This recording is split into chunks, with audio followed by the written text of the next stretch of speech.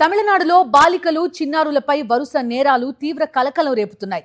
బిహారీ వలస కూలీ లైంగిక దాడిలో 3 ఏళ్ల చిన్నారి చనిపోయిన ఘటనపై రాష్ట్ర వ్యాప్తంగా ఆగ్రహ జ్వాలలు రగులుతున్నాయి.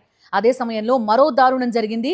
మణిమంగళం ప్రాంతంలో 10 ఏళ్ల బాలికపై అఘాయిత్యానికి పాల్పడ్డాడు 32 ఏళ్ల బెంగాలీ వలస కూలీ జైధన్ మండల్. బాలికను మాటలతో మాయ చేసి నిర్జన ప్రదేశానికి తీసుకెళ్లి లైంగిక దాడికి తెగబడ్డాడు.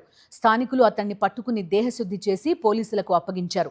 ఘటనతో మణిమంగళం ప్రాంతంలో ఉద్రిక్త పరిస్థితులు ఏర్పడ్డాయి. నిన్న తిరువళ్లూరు సమీపంలోని ఇండస్ట్రియల్ ఏరియాలో 3 ఏళ్ల చిన్నారి లైంగిక దాడికి గురై ప్రాణాలు కోల్పోవడం ఉద్రిక్తతలకు దారితీసింది. ఒక పొద దగ్గర తీవ్ర గాయాలతో కనిపించిన బాలికను స్థానికులు హాస్పిటల్కి తరలించగా ఆ చిన్నారి చికిత్స పొందుతూ చనిపోయింది. ఈ కేసులో బీహార్ వలస కూలీని పోలీసులు అరెస్ట్ చేశారు. బిస్కెట్స్ ఇస్తానని ఆశ చూపించి చిన్నారిని తీసుకెళ్లినట్టు పోలీసుల ప్రాథమిక దర్యాప్తులో తేలింది. వరుస ఘటనల నేపథ్యంలో విజయ్ సర్కార్ని టార్గెట్ చేశాయి విపక్షాలు.